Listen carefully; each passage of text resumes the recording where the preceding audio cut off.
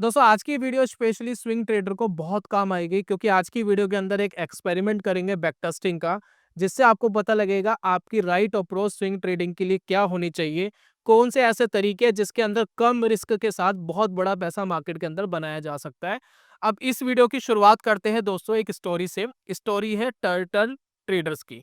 अब इसके पीछे काफी लोग जानते हैं इस स्टोरी को, लेकिन इसके पीछे बहुत इंपॉर्टेंट लॉजिक है जो आपको समझना जरूरी है, और इसी लॉजिक के साथ आज का एक्सपेरिमेंट वीडियो का जुड़ा है जो मैं आपको बैक टेस्टिंग करके दिखाऊंगा अभी थोड़ी देर के बाद, जिससे आपको पता लगेगा कि ट्रेडिंग करने की क्या राइट अप्रोच होनी चाहिए।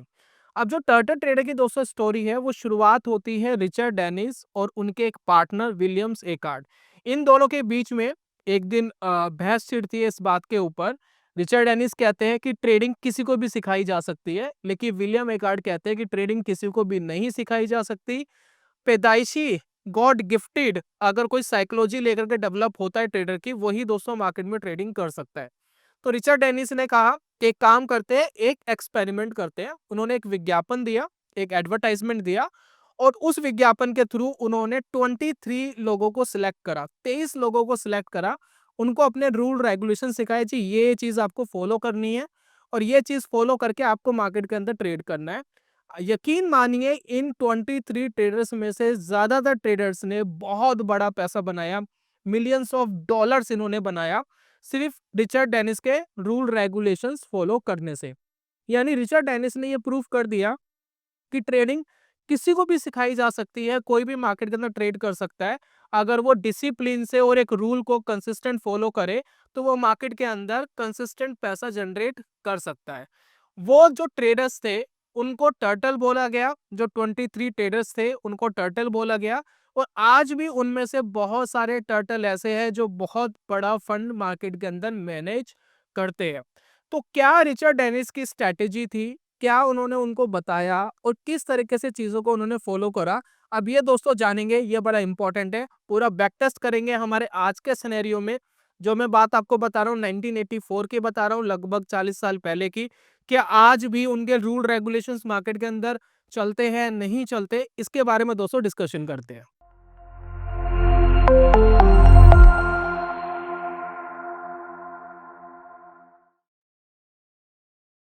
बहुत बहुत स्वागत है आप सभी का ट्रेडिंग चैनल के यूट्यूब चैनल में। मेरा नाम है अनमोल मित्तल।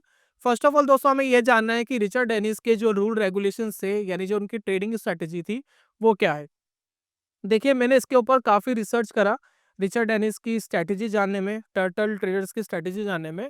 सही बताऊं तो मुझे अलग अलग जगह पर अलग अलग आंसर मिले। कुछ लोग कहते हैं कि वो 20 डेज का हाई ब्रेक करके एंट्री लेते थे और 10 डेज का लो ब्रेक करके एग्जिट करते थे। एक स्ट्रैटेजी मुझे इंटरनेट के ऊपर ये मिली टर्टल ट्रेडर की। दूसरी स्ट्रैटेजी दोस्तों मुझे मिली कि 50 डे का मूविंग एवरेज के ऊपर वो ट्रेड लेते थे। तीसरी स्ट्रेटेजी मुझे मिली कि 40 डे का हाई ब्रेकआउट हो और 20 डे का लो ब्रेकआउट हो, तो वो एंट्री और वो एग्जिट इस तरीके से होता था। यानी मुझे सही आंसर कहीं भी नहीं मिला कि टर्टल ट्रेडर बेसिकली एग्जैक्ट क्या स्ट्रेटेजी यूज करते थे। कई जगह मुझे स्ट्रेटेजी ऐसी भी मिली है कि टर्टल ट्रेडर की एंट्री तो हमें पता है, लेकिन वो एग्जिट किस तरीके से करते थे वो नहीं पता। तो बहुत सारा कंफ्यूजन है कि टर्टल ट्रेडर की बेसिकली स्ट्रेटेजी क्या है ना। तो हमने क्या करा कि जिस तरीके से टर्टल ट्रेडर की जो स्ट्रेटेजीज हमें इंटरनेट के ऊपर मिलती है या बुक्स के अंदर मिलती है, हमने उससे मिलता जुलता ही एक सेटअप डिजाइन करा मैंने अपने हिसाब से। और उस सेटअप को इस्तेमाल करके हम मार्केट के अंदर कुछ एक्सपेरिमेंट करेंगे, ठीक है। तो क्या एक्सपेरिमेंट करेंगे एक बार मैं आपको पूरा समझा देता हूं कि हम बेसिकली करने क्या वाले हैं। फर्स्ट ऑफ ऑल हम एक इंडिकेटर यूज करेंगे, ठीक है, और वो इंडिकेटर है मूविंग एवरेज, ठीक है। इजीली बैक टेस्ट हो जाता है मूविंग एवरेज, तो उसको एक बार चेकआउट करते हैं। मूविंग एवरेज मैंने लिया है यहाँ पर 50 डेज का।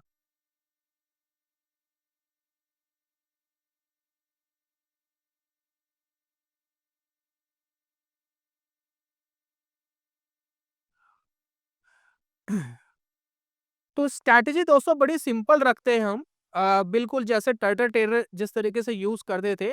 और रिचर्ड डेनिस ने बोला भी है कि एंट्री डिफाइन करना, एग्जिट डिफाइन करना बहुत बड़ा काम नहीं है। लेकिन ये बात बड़ी क्लियर थी कि रिचर्ड डेनिस की जितनी भी स्ट्रेटजीज हमें इंटरनेट या बुक्स के अंदर बताई गई कि ये वो यूज करते थे, लेकिन प्रॉपरली कंफर्मेशन नहीं मिल पा रही है। तो उनकी इन सभी स्ट्रेटेजी से एक बात कंफर्म होती है कि रिचर्ड डेनिस एक ट्रेंड फॉलोइंग सिस्टम यूज करते थे। तो जैसे कि हमने 50 डे का मूविंग एवरेज यहाँ पर लगाया है, तो हम एक ट्रेंड फॉलोइंग सिस्टम मार्केट के अंदर यूज कर रहे हैं।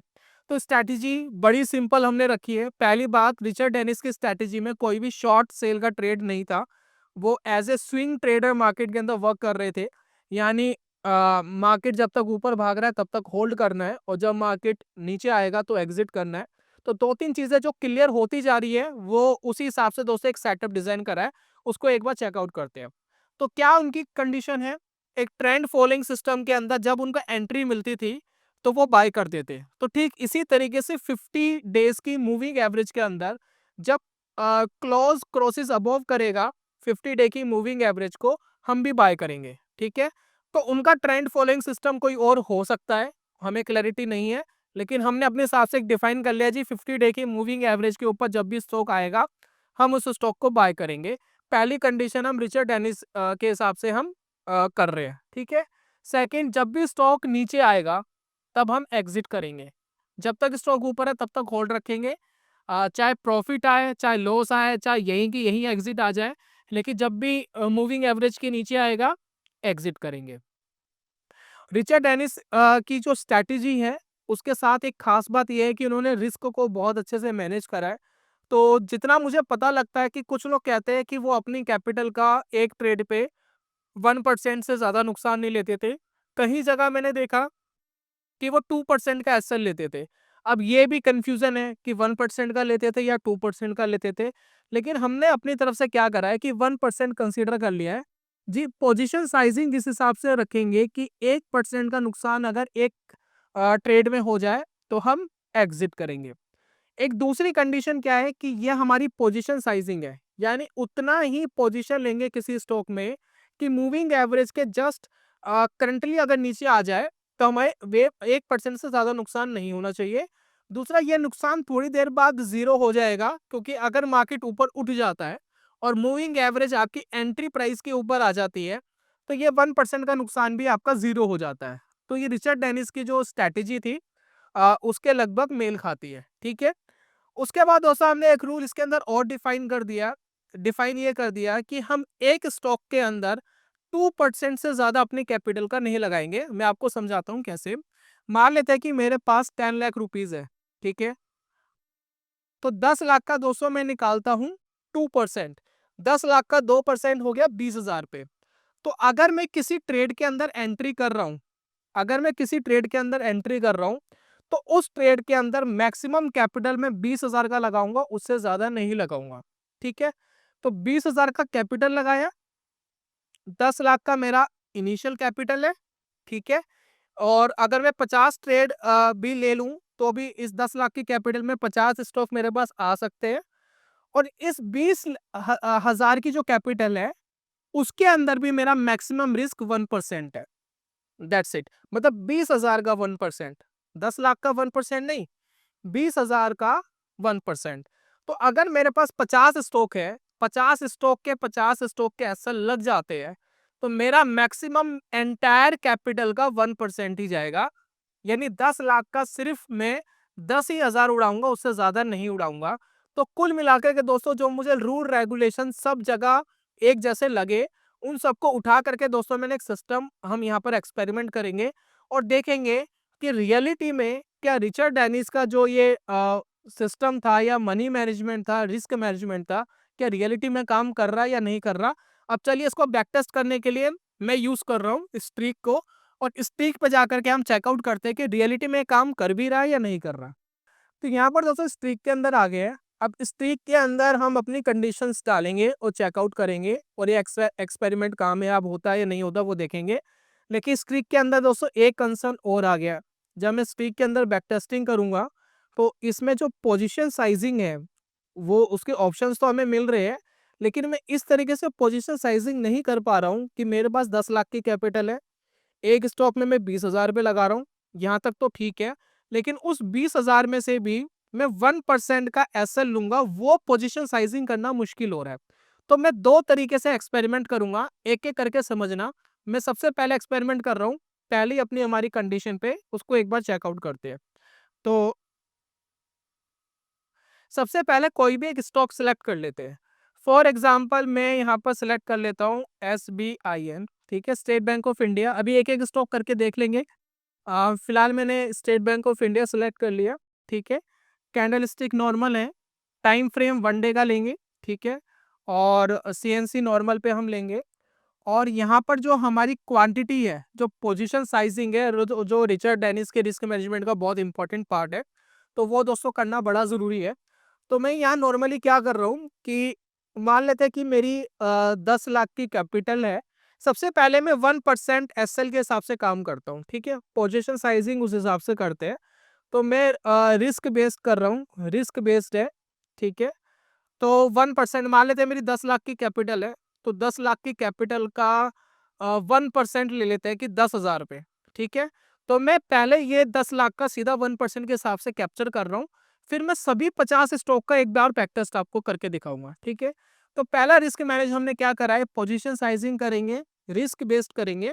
और मैं यहाँ पर कह रहा हूँ इसको कि 10,000 रुपये का मैक्सिमम हम क्या लेंगे, SL लेंगे एक ट्रेड के ऊपर। तो उसी हिसाब से हमें क्वांटिटी दो कि हमारा एक ट्रेड में लगभग 10,000 के आसपास चले जाए, तो हम उस ट्रेड से एग्जिट कर जाए, उस हिसाब से उसको मैनेज करना है, ठीक है। तो सिंपल सी चीज दोस्तों हमने करी, 1% के हिसाब से हमने रख लिया। उसके बाद हम एंट्री कंडीशन इसको बता रहे हैं। एंट्री कंडीशन बहुत सिंपल है कि क्लोज हायर देन होना चाहिए, क्लोज हायर देन होना चाहिए मूविंग एवरेज के, ठीक है ना। तो मूविंग एवरेज हम यहाँ पर लगा रहे हैं,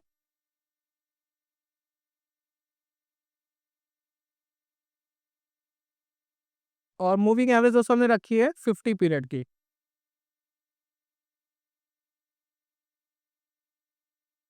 ठीक है। स्टॉप लॉस हम ट्रिगर के बेस पे लेंगे, तो हमें 99% का मैंने ऐसा लगा दिया ताकि ये वाला ट्रिगर ना हो। यहाँ कंडीशन है कि लगाना ही पड़ेगा। और टारगेट में 999 का लगा रहा हूँ ताकि ये ट्रिगर ना हो।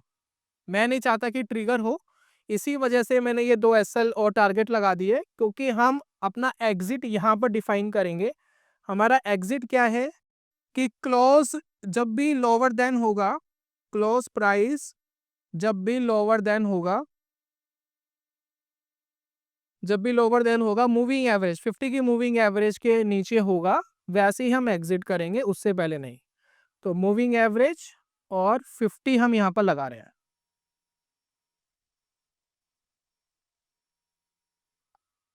दैट्स इट, सिंपल कंडीशन है। और बैक टेस्ट पीरियड देखते हैं कब से लेकर कब तक का करेगा ये बैक टेस्टिंग। और हमें लिखते हैं टर्टल ट्रेडर्स। देखिए लगभग 5 साल का बैक टेस्ट है, 2019 से 2024 तक का बैक टेस्ट है। और अगर आप देखेंगे 100% का रिटर्न हमने जनरेट करा है। अभी जो 100% का रिजल्ट है दोस्तों, ये भी कंपाउंडेड नहीं है। कंपाउंडेड का मतलब देखिए क्या होता है, मान लेते हैं कि मैंने किसी ट्रेड के अंदर 1 लाख रुपए लगाए और मैंने 10% का रिटर्न कमाया, तो 1,10,000 मेरे पास हो गए। तो मैं अगला ट्रेड 1,10,000 रुपए से लूं, है ना। तो वो क्या कंपाउंड होता है।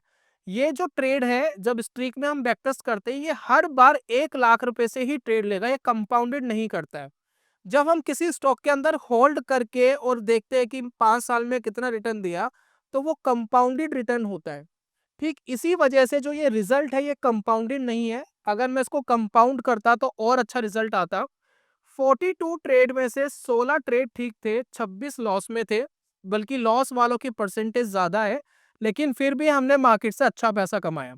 तो इस पर्टिकुलर स्ट्रैटेजी में अगर हमने स्टेट बैंक ऑफ इंडिया के अंदर कंसीडर करें, तो मैक्स गेन एक ट्रेड के अंदर जो मैक्सिमम प्रॉफिट आया है, वो 7,700 रुपए के आसपास आया है। और एक ट्रेड में मैक्सिमम लॉस सिर्फ 1,000 रुपए का आया है। तो रिस्क एंड रिवॉर्ड रेशो देखिए कितना अच्छा मैनेज हो रहा है।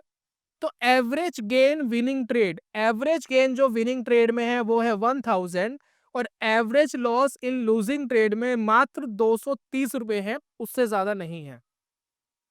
उसके बाद अगर आप पीरियड रिटर्न देखेंगे, इस बीच में अगर स्टॉक को होल्ड करके रखे रहते तो 140% का रिटर्न मिलता। लेकिन हमने ट्रेड करके 100% का रिटर्न कमाया। अब ये जो होल्डिंग पीरियड वाला रिटर्न है ये कंपाउंडिंग रिटर्न है, और जो हमने करा है वो नॉन कंपाउंडिंग है। अगर मैं उसको कंपाउंड करता तो शायद हम इसके आसपास आ जाते, है ना। तो ट्रेड करके हमने अपना रिस्क भी मात्र 1% कर रखा, उससे ज्यादा नहीं, और हम रिटर्न भी इसके हिसाब से कमा पाए। और आपको ये नहीं भूलना चाहिए कि इस 2019 से 2024 के बीच में जो हम 5 साल का बैक टेस्ट कर रहे हैं, इसमें एक टाइम कोरोना वाला भी आया था जो 2020 में आया था, जिसमें स्टॉक्स लगभग 50-60% तक नीचे आ गए थे, जिसमें स्टेट बैंक ऑफ इंडिया का स्टॉक भी 50-60% नीचे आया था। उस केस के अंदर भी आप ट्रेड अगर कर रहे थे तो मात्र 1% के एसएल में बाहर होते, और मार्केट के अंदर जो बहुत ज्यादा लॉस था आप उससे बचते, है ना। तो वो बेनिफिट भी हमें ट्रेडिंग के अंदर मिलता। अब ये दोस्तों बात थी स्टेट बैंक ऑफ इंडिया की। अब एक स्टॉक दोस्तों हम और कंसीडर करते हैं जिसके अंदर बहुत ज्यादा उठा पटक रही है पिछले 3-4 सालों में। हम बात कर रहे हैं अडानी के जितने भी स्टॉक्स हैं, इनके ऊपर कोई ना कोई न्यूज आ जाती है जिस वजह से ये बहुत ओवर रिएक्ट करते हैं। अगर हम अडानी के स्टॉक्स के अंदर भी इन्वेस्टमेंट की जगह ये ट्रेंड फॉलोइंग सिस्टम यूज करते हैं तो क्या होता है, जरा चेकआउट करते हैं। तो अडानी इंटरप्राइजेस में यहाँ पर लगा रहा हूँ, ठीक है, और मैंने इसको सिलेक्ट कर लिया। 1 सेकेंड, ठीक है, ये सिलेक्ट हो गया, और इसको एक बार बैक टेस्ट करते हैं। सेम हमारी कंडीशन है, कोई भी कंडीशन के अंदर कोई चेंजिंग नहीं है, और हम देख रहे हैं कि पिछले 5 साल में हमने ट्रेड करके 1000% का रिटर्न हमने अडानी इंटरप्राइजेस के अंदर कमाया, है ना। मात्र 39 ट्रेड्स थे। कमाल की बात आपको जो देखने वाली है वो ये है कि मैक्स लॉस हमारा हुआ है 1400 रुपये, ठीक है। एक ट्रेड हमने लिया, मैक्सिमम लॉस उस ट्रेड में 1400 रुपये हुआ है, और मैक्स गेन अगर आप देखेंगे एक ट्रेड में 1 लाख रुपए हुआ है। 1 lakh. Risk and reward ratio देखिए कहाँ चला गया, 1:100, 1:90 पे रिस्क एंड रिवॉर्ड रेशो चला गया। तो रिचर्ड डेनिस की जो भी ट्रेंड फॉलोइंग स्ट्रेटेजी रही होगी, जिसके बारे में हमें एग्जैक्ट नहीं पता, लेकिन उनकी स्ट्रेटेजी के अंदर एक चीज जरूर है कि वो रिस्क तो वो अपना लिमिटेड कर रहे हैं, लेकिन प्रॉफिट को अनलिमिटेड कर रहे हैं। मार्केट डिसाइड करेगी मार्केट को प्रॉफिट क्या देना है। अपना रिस्क डिफाइन कर लिया उन्होंने, लेकिन रिटर्न्स मार्केट डिसाइड करेगी, स्टॉक डिसाइड करेगा। अगर आप देखेंगे एवरेज गेन विनिंग ट्रेड 9500 है, और एवरेज लॉस मात्र 300 रुपए है, as per back testing, right. तो हाईली वोलेटाइल स्टॉक के अंदर भी ये ट्रेंड फॉलोइंग सिस्टम शानदार काम करते हैं। चलिए मैं अपनी तरफ से एक स्टॉक लगाता हूँ। एक स्टॉक है जो बड़ा शानदार भागा है हाल फिलहाल में, और मैं उसको कैप्चर करता हूँ, जिसका नाम है डिक्सन टेक्नोलॉजी, है ना। तो डिक्सन टेक्नोलॉजी के ऊपर अगर हम बैक टेस्ट करते हैं तो देखते हैं क्या रिजल्ट आता है पिछले 5 सालों का। तो यहाँ रन एंड बैक टेस्ट करते हैं, रिजल्ट देखते हैं, ठीक है। रिजल्ट आया 300%, 5 साल के अंदर 3 गुना हो गया पैसा ट्रेड करके। और इसके अंदर अगर आप देखें, 1 सेकेंड, ये देखिए, तो मैक्स गेन 10,000 पे है, मैक्स लॉस मात्र 1500 रुपये है, और एवरेज गेन आप देखिए 2600, और एवरेज लॉस सिर्फ 300 रुपये। तो ये दोस्तों खास बात है रिचर्ड डेनिस की स्ट्रेटेजी में, है ना। अब एक काम करते हैं, एक अनदर एक्सपेरिमेंट में आपके साथ शेयर कर रहा हूँ। मैं निफ्टी 50 के सभी 50 स्टॉक लगाता हूँ, और वही वाली कंडीशन लगाता हूँ कि एक स्टॉक के अंदर 20,000 रुपये से ज्यादा नहीं लगेगा पैसा। वो एक बार कैप्चर करते हैं, देखते हैं निफ्टी 50 के 50 स्टॉक में से कितने स्टॉक प्रॉफिट में जाते हैं, कितने स्टॉक लॉस में जाते हैं इन 5 साल की बैक टेस्टिंग में। वो दोस्तों एक बार चेकआउट करते हैं, ठीक है। तो व्यू एंड कंडीशन में लगाते हैं। सबसे पहले डिक्सन में हटा देता हूँ, डिक्सन पार्ट नहीं है निफ्टी 50 का। तो ये देखिए निफ्टी 50 की पूरी बास्केट है, इस बास्केट को मैं यहाँ सिलेक्ट कर रहा हूँ।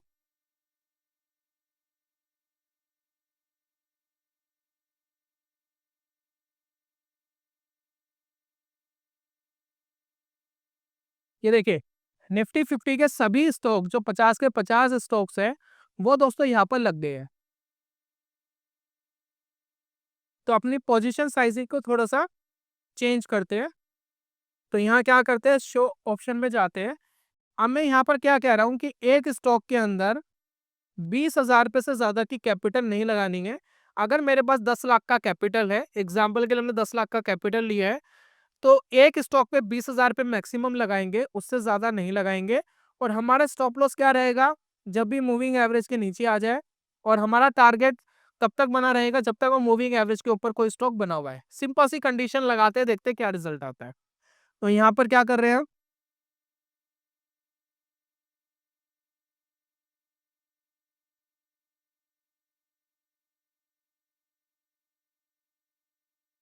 अब दोस्तों मैंने यहाँ पर 20,000 पे मैक्स एलोकेशन लगा दिया है और ये कैपिटल बेस्ड पे लगा दिया है पोजीशन साइजिंग, कि भाई इतनी ही कैपिटल इस 20,000 पे में से जितनी क्वांटिटी आ सके जिस स्टॉक के अंदर उतनी ही क्वांटिटी लेनी है, उससे ज्यादा नहीं लेनी है। निफ्टी 50 के सभी 50 स्टॉक दोस्तों लगा दिए। अब देखिए इनिशियल कैपिटल में यहाँ पर क्या लगा रहा हूँ, इनिशियल कैपिटल देखिए मैं यहाँ लगा रहा हूँ 10 लाख, 1 2 3 4 5 10 लाख, ठीक है। इनिशियल कैपिटल मेरे पास 10 लाख है, 20,000 पे एक स्टॉक के अंदर लगाएंगे। अगर सभी स्टॉक के अंदर ट्रिगर मिल जाए, 50 के 50 स्टॉक में भी ट्रिगर मिल जाए, तो मुझे प्रॉब्लम नहीं है। 50 के 50 स्टॉक में 20-20 हजार रुपए के हिसाब से खरीद सकता हूँ, जब भी वो मूविंग एवरेज के ऊपर जाएंगे। और जैसे ही नीचे आएंगे मैं एक एक करके उनको बाहर भी कर दूंगा, है ना। तो अगर ये सिंपल सा दोस्तों अगर हम काम करें, तो मार्केट के अंदर क्या हो सकता है, एक बार बैक टेस्ट करते हैं पूरे 5 सालों का, ठीक है। तो हमारी बैक टेस्टिंग यहाँ से स्टार्ट करते हैं, देखते हैं क्या रिजल्ट आता है। क्या सभी 50 स्टॉक में से कितने स्टॉक हैं इन 5 सालों में हमें नुकसान देते हैं, और हमें इन 5 सालों के अंदर एक मार्केट के अंदर 2020 वाला क्रैश भी मिला था, तो वो क्रैश से भी हमें पता लग जाएगा भाई किस स्टॉक के अंदर कितना मैक्स टू मैक्स लॉस हुआ है। अब ये देखिए हमारे पास रिजल्ट आने शुरू हो गए। अडानी इंटरप्राइजेस ने पैसा अपना 10 गुना करा, है ना। और अडानी पोर्ट ने 150%, अपोलो हॉस्पिटल ने 150%, एशियन पेंट ने 50%, एक्सिस बैंक ने 74%, बजाज ऑटो ने 120%, 150%, बजाज फाइनेंस वगैरह इनके रिजल्ट देखिए, बीएल के रिजल्ट आप देखिए। और उसके बाद देखिए सभी स्टॉक्स के आप रिजल्ट देखिए क्या क्या रिजल्ट आ रहे हैं। और एक स्टॉक है एचडीएफसी बैंक, इसने नेगेटिव रिटर्न दिया है इस पर्टिकुलर स्ट्रेटजी के अंदर। और हिंदुस्तान यूनिलीवर ने भी कोई खास रिजल्ट नहीं दिया है। उसके बाद जेएसडब्ल्यू ने 100% का रिटर्न दिया है। कोटक बैंक ने नेगेटिव रिटर्न दिया है। और देखते हैं, और बाकी सभी स्टॉक्स आप देखिए। टाटा मोटर ने 250% का रिटर्न दिया है इस पर्टिकुलर स्ट्रैटेजी में, और ट्रेंड ने 250% का रिटर्न दिया है। तो कुल मिलाकर के दोस्तों 2-3 स्टॉक को छोड़ करके निफ्टी 50 के सभी स्टॉक मार्केट के अंदर प्रॉफिटेबल है। इवन टाटा मोटर्स भी मार्केट के अंदर प्रॉफिटेबल रहा है। उसके बाद अगर हमें टोटल रिटर्न देखें कि टोटल रिटर्न क्या रहा, और टोटल रिटर्न एक बार कैप्चर करते हैं, तो टोटल रिटर्न हमें पता लग रहा है 118% का मार्केट में रिटर्न कमा पाए। अगर मैं इनके अंदर ट्रेडिंग चार्जेस भी ऐड कर दूं, तो ये रिटर्न हमारा कितना होगा, ट्रेडिंग चार्जेस ऐड करने के बाद भी 109% का रिटर्न है। और मैंने आपको पहले ही बोला था ये कंपाउंडिंग रिटर्न नहीं है, यानी जो मैंने पैसा लगाया उससे मैंने जो कमाया उसको री इन्वेस्ट नहीं करा। अगर मैं इसको कंपाउंडेड करता तो ये रिटर्न और शानदार हो सकता था, ठीक है। और उसके बाद दोस्तों ये कुल मिलाकर के ट्रेड्स और विनिंग ट्रेड्स आप देख सकते हैं। कोई भी एक स्टॉक आप उठाइए, अपोलो हॉस्पिटल एक बार इस स्टॉक उठाते हैं और इसका एक बार चेकआउट करते हैं कि क्या बेसिकली करा है स्टॉक ने। तो मैक्स गेन एक ट्रेड के ऊपर 20,000 है, और मैक्स लॉस एक ट्रेड के ऊपर मात्र 1,000 है। रिस्क एंड रिवॉर्ड रेशो देखिए 1:20 चला गया है, शानदार रिस्क एंड रिवॉर्ड रेशो चला गया है। और उसके बाद देखिए एवरेज गेन 3,400 और एवरेज लॉस 300 रुपए है। उम्मीद करता हूँ दोस्तों एक्सपेरिमेंट आपको समझ में आ गया है और ये जरूर आपके काम आएगा। एक राइट अप्रोच ट्रेडिंग की देखिए क्या होनी चाहिए। अब ये जो स्ट्रेटजी है प्रॉपर रिचर्ड डेनिस की स्ट्रेटजी नहीं है, लेकिन कुछ कुछ चीजें हमने वहां से उठा करके कुछ वैसा करने की कोशिश करी है। और इससे दोस्तों हमें ये पता लग रहा है कि मार्केट के अंदर रिस्क मैनेज करना हमारे हाथ में है, और मार्केट को जो पैसा देना है वो मार्केट के ऊपर अगर छोड़ा जाए, तो हायर प्रोबेबिलिटी है कि मार्केट से हम पैसा बनाएंगे, क्योंकि हमारा रिस्क एंड रिवॉर्ड रेशो ज़्यादा होता है। लेकिन हमेशा ध्यान रखिए कि हमारी बैक टेस्टिंग का रिजल्ट हमारे फ्यूचर के रिजल्ट को डिफाइन नहीं करता, फ्यूचर में प्रॉफिट भी आ सकता है, बड़ा भी आ सकता है, उतना ही आ सकता है, या लॉस भी हो सकता है। ट्रेडिंग के अंदर नुकसान के चांसेस हमेशा बने रहते हैं, ये दोस्तों आपको ज़रूर समझना पड़ेगा। कुछ इसी तरीके का दोस्तों एक एक्सपेरिमेंट हमने 2 दिन पहले करा था। मैं आई बटन पे वो वीडियो दे रहा हूँ जिसके अंदर हमने 20 पीरियड की मूविंग एवरेज को यूज़ करा है। आप चाहें तो उसको देख सकते हैं, उसके अंदर 25-30 सालों का बैकटेस्टिंग रिज़ल्ट है। आप उसको देखेंगे तो आपको समझ में आएगा किस तरीके से ट्रेंड फॉलोइंग सिस्टम काम करते हैं। तो यहाँ पर दोस्तों मैं एक बुक दे रहा हूँ, आप बुक रिकमेंड कर रहा हूँ। एक बुक है ट्रेनिंग इन द ज़ोन जो आपकी साइकोलॉजी को ठीक करेगा, और अगर आप टर्टल ट्रेडर से थोड़ा-सा इम्प्रेस हो गए हैं, तो एक टर्टल ट्रेडर की बुक भी मैं आपके साथ शेयर कर रहा हूँ। तो इस बुक से दोस्तों आपको काफ़ी नॉलेज मिल सकती है, तो ये बुक चाहे तो आप पढ़ सकते हैं। उम्मीद करता हूँ दोस्तों वीडियो पसंद आई होगी। जल्दी मिलूँगा नेक्स्ट वीडियो में, तब तक के लिए good bye, God bless you, bye bye दोस्तों।